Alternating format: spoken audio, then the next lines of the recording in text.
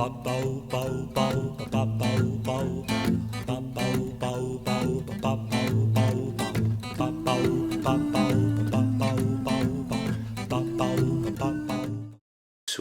first one, A Train Went Past the Window, recorded at the Strong Room as part of the session for the album, the first album.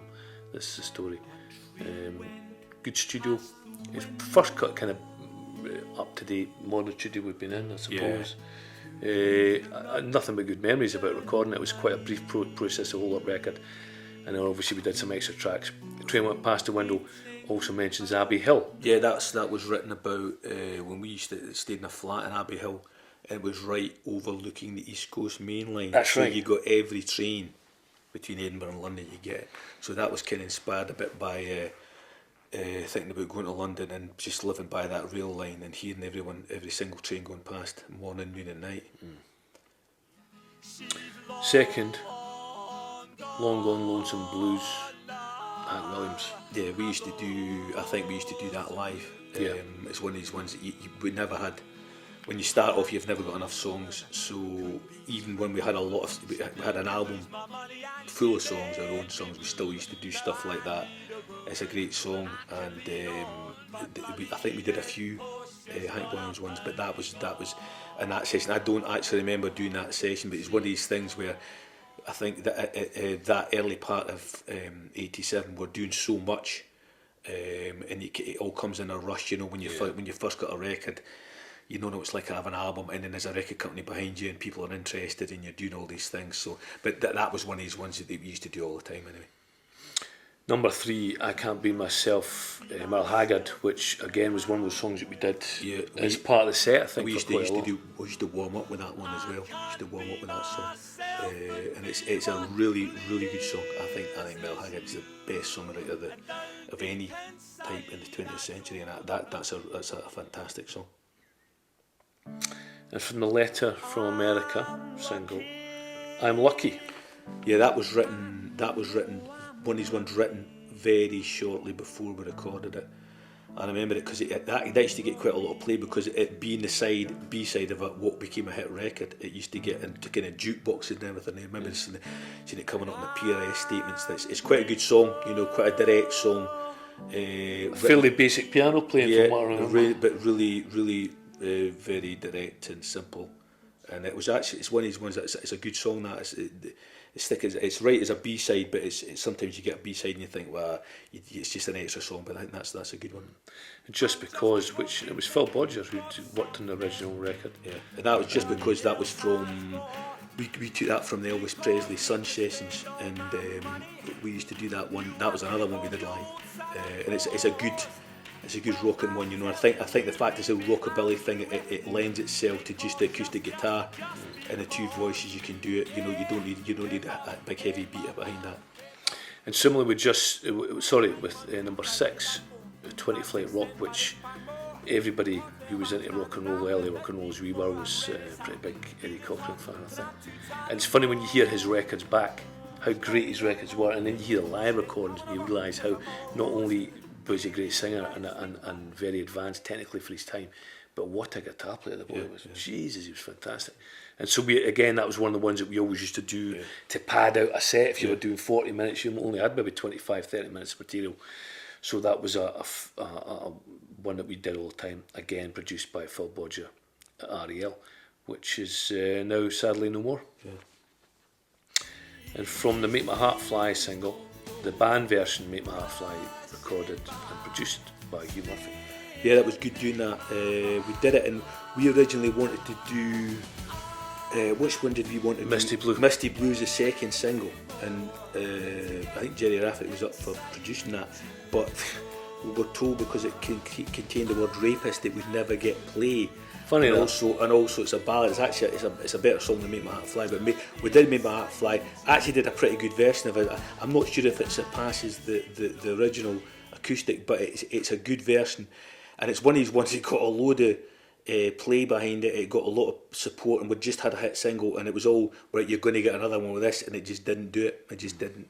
It's one of these things that sometimes you think it's going to happen, and it doesn't happen. Hugh was a nice guy, and would work with him obviously with Jerry on doing the Letter from America thing, and a thoroughly nice man, and great stories of early rock and roll in Britain, and I found it very good stories, very good Van Morrison stories. I seem to remember as well. So. Wish I Could Say, number 8, again from the Make My Heart Fly single. Geez, it's a B-side, isn't it? It's not. It's a kind of, it's a form of protest song, but it's a bit of. It's basically, it's meant to be a fairly short, to the point statement, and it is. But it's one of these ones. I remember you listen to it and you remember. I remember writing. I do still remember writing it and getting it down, but there was so many things going on at that time. As I say, talking about like the radio sessions, everything runs into one, and you just become, you hear it and you go, yeah, I remember doing it, and but that's about it, Number 9, I'm Gonna Burn Your Playhouse Down. Again, one of those songs that we'd always done from the start, of when we started playing. George Jones, when George Jones was rockabilly before he was country, that was on one of those early albums that he did. And the great memory I have of this one was because of where it was recorded at the Railwayman's Club in Inverness, and how many good memories we had at that city, and how many good memories we had at that venue as well.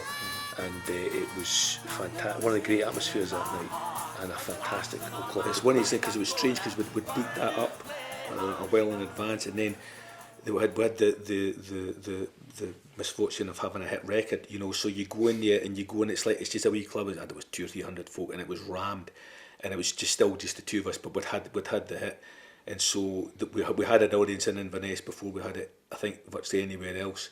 So all of them were there, and then there was a whole load of other people who couldn't get in because there was a band in Inverness who just had a top 3 single, so it was a kind of wild night. Throw the R Away live, recorded that night as well, and that was the very first single, and we put that out, and I think we knew, everybody knew that Letter from America was a one off that first record, which was the most likely to be a hit. So they did the reverse of what they do now, you basically got one chance, and I think they did Throw the R Away, because it's an interesting song, it's a very immediate song, and it was a kind of testing out the water, I think, with radio for when the first record came out, and it got to like 114 or something. It got a wee bit of play, but it kind of got a wee bit of interest going. But that was the same thing. We did that at the Railwayman's Club, and it was just the atmosphere was absolutely fantastic. Moving on to number 11, which is the start of a session I remember very well, the Charlie Gillett show that we did in '87. Charlie Gillett was a bit of a guru actually for music in England in the 60s, 70s. A thoroughly nice man, a gentleman, a real music guy like John Peel, very extensive knowledge of music, and we kind of felt it was that way when you look back and you go, times that you think you're privileged to get to do something. I felt that we were privileged to get to do that session, and all the songs that we did, I think we enjoyed doing that session very much, and I think they were good versions.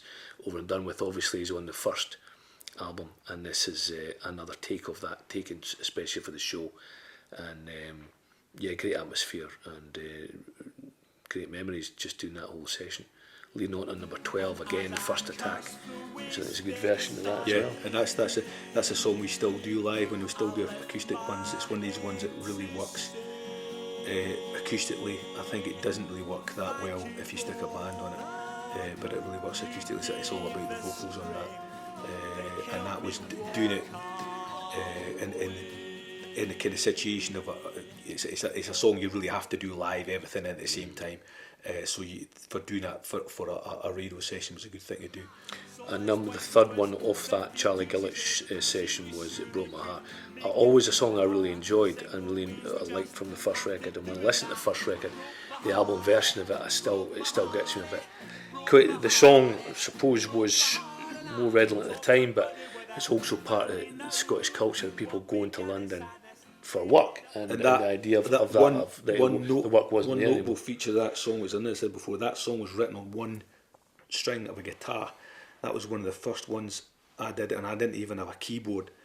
and I used the fixed string, the bass string, Yeah, the E on bottom your E, guitar, and I picked out a few notes and just sang it to that.